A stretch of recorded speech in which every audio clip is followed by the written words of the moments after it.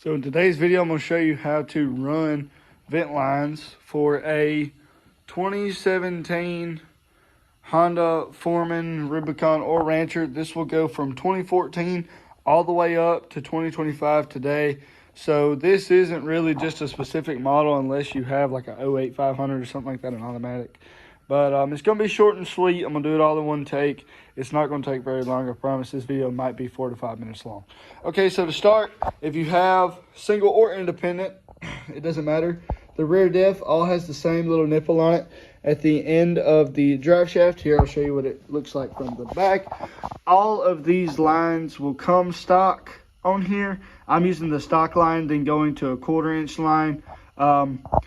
You should worry about the rear drum brake as well, but I don't. I kind of just run the rear diff. I'm kind of accepting the fact that I'm going to have mud in my diff anyway, but it'll run. I personally, yes, there's no air box. I'm getting another one. I personally ran it, and it just ran up alongside these wires and came up. As you can see, it transfers to clear as ran on the snorkel itself. So that'll be ran under and through the plastic area, and it'll come under and right above the snorkel and just wraps all the way back around, and it'll come right back up through and up the snorkel itself. Okay, so after that, there's really not a ton of vent lines on this.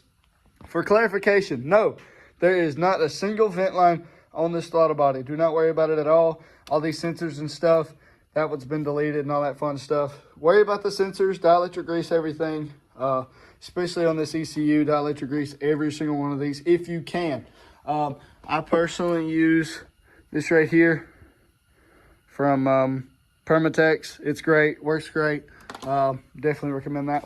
No, it's faceless. Yes, I know that too. So next is you're gonna get your plastic cover like so. It'll look like that. You just pop it off. It's just a couple rivets like so, and pop it off. Here you'll see your ECU and a bunch of other wiring and fuel things. But right here's what we're worried about. This is our fuel tank. This is it right here, this big container right here. Once you locate your fuel tank, dielectric grease this electrical connector right there. That will run your fuel pump. That is very important. Make sure it's sealed, because if you go underwater and it gets water in it, well, you're not going to have any fuel, dang. And then this right here may look important, which it is. It does not send fuel anywhere. It will not come out of the vent line, I promise. I'm using 1/4 inch hose. It's double zip tied, and just use the factory zip line. Use the factory tube, I guess you could say canal or routing, and route it as I have it. Because if you route it through here or back there and come up, it will not seat your plastics correctly. So you need to make sure you put it in the correct spot. So run it just a little bend. It's not going to hurt it. It's not bending anything. That's not serious. Run it through these little canals, like I said, and it'll run down. There's even a place for it so it doesn't press against it. Put it in there. And there's another place just right there. And you'll run it, and it'll run under here with the rest of them, like so, up and up the snorkel.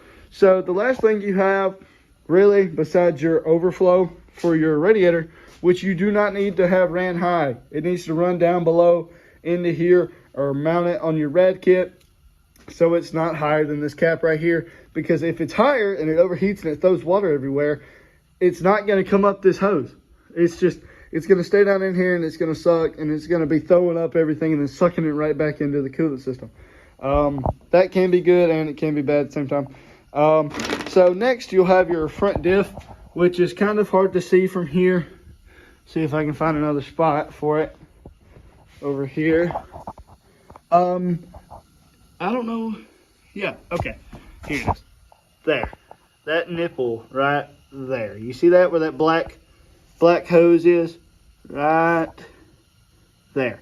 Okay, so I use the stock hose, of course, again, and it is ran up and converted with one of these little connectors right here. You can get them from Ace. That's where I got mine, Ace Hardware. Here's the connector itself. Here's the dimensions for it if you need it. It's 1/4 hose barb. That's exactly what you need. Make sure it's plastic. Don't put copper or anything, because honestly, that just ruins it anyway.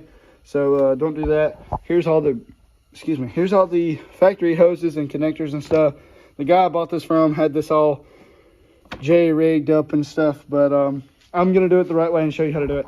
So after that, it just runs up, and you can see where the factory hose starts, where I converted it, and it goes all the way up. Easy as that.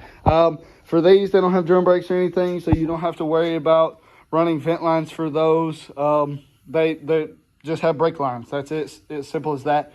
I'll do another video in just a second on how to wire how to dielectric grease everything. What you need to do, I'll show you how to do it. Go check that out. But yeah, that's really all you need. Go to your local hardware store, get vent lines. It's a 1/4 inch vent line, and run them exactly how I've showed you here. Once again, I say there are no vent lines on the throttle body. If you are curious, none of that is connected to anything of a vent line of any source besides the lines for the gas. That's all you're going to have for that, and there's no vent lines for the rad or radiator. Anyway, so don't run anything for that. I promise you're wasting your time, because if you run it up, it's going to either you get lucky and it throws it up, or it doesn't throw it up at all and just sits in that line and just runs right back into it. Seriously, it's not that serious. Just put more coolant in it or something after it throws it up, really. But that's how to change or run 2014 to 2025 Honda Foreman, Rubicon, or Rancher vent lines.